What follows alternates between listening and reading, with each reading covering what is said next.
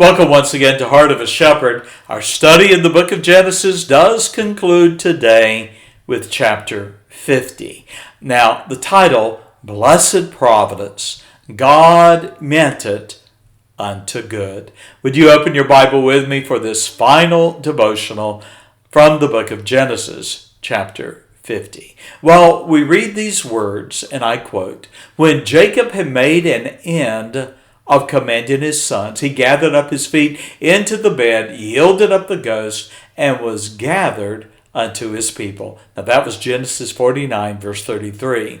Now Jacob, of course, he was named Jacob when he was born, which means hill, but his name can also mean supplanter or depending on the context. His life, however, was changed forever at a brook named Peniel, chapter 32, when God changed his name from Jacob to Israel, meaning one who struggles or has power with God. Transformed into a man of faith, Jacob became a man upon whom God's power and promises rested.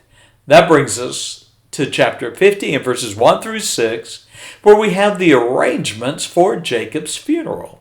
Now, Jacob, also known as Israel, had endured many sorrows in his life, and yet at his death he was surrounded by his family and comforted by the embrace of his son Joseph, the second ruler of Egypt.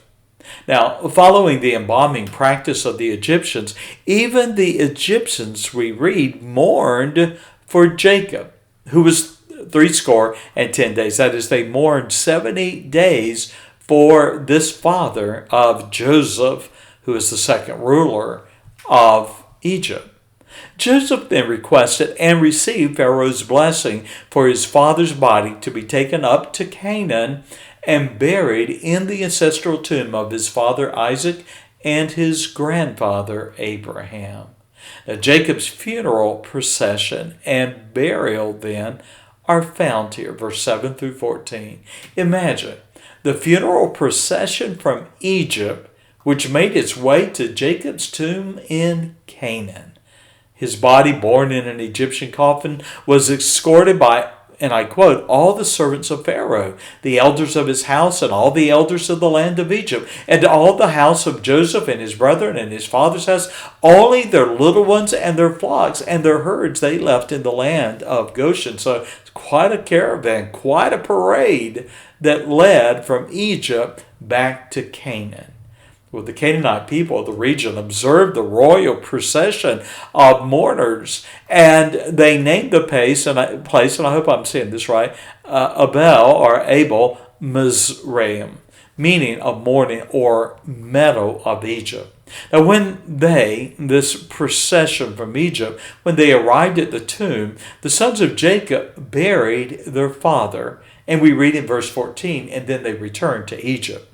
Now, verses 15 through 21, we have Joseph's assurances in God's providences. So, understanding the evil they had committed against Joseph in his youth, his brothers feared in their father's absence he would exact revenge for their wrongs against him.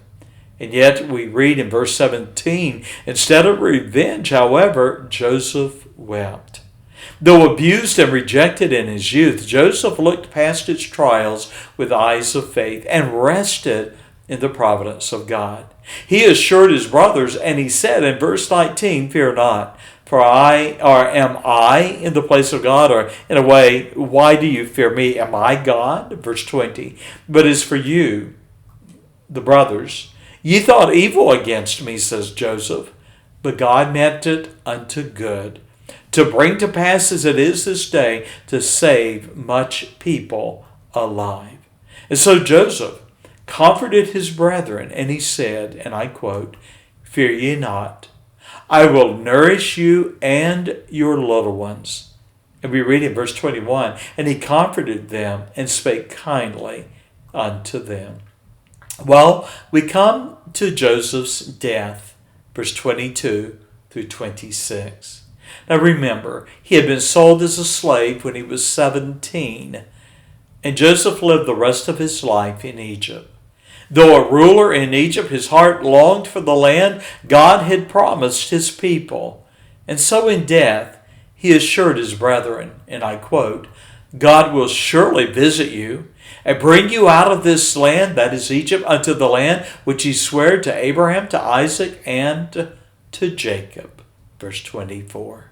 And Joseph then repeated the promise and requested in verse 25, you should carry up my bones from hence. Unlike Jacob, who was buried in Canaan, Joseph's body would have been entombed or preserved in Egypt, and then would have been taken through the wilderness to ultimately be buried in Canaan. And so we read, verse 26, and so Joseph died, being 110 years old, and they embalmed him, and he was put in a coffin in Egypt. Well, parting thoughts. I conclude our study of Genesis by expressing my gratitude to you for accompanying me on this journey through the Scriptures. You and I have witnessed God's sovereignty and loving devotion to those who turn from sin and trust Him. Beginning with, and I quote, in the beginning, God created the heaven and earth in Genesis chapter 1 and verse 1. Our study of Genesis closes with Joseph's death and requests that his bones be taken up and buried in Canaan. Through all that, we have seen that the Lord is faithful.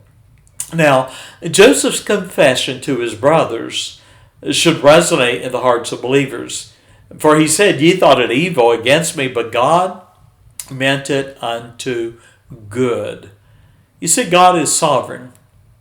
And his providences in Joseph's life are a testimony of his commitment to keep and fulfill his covenant promise to Abraham.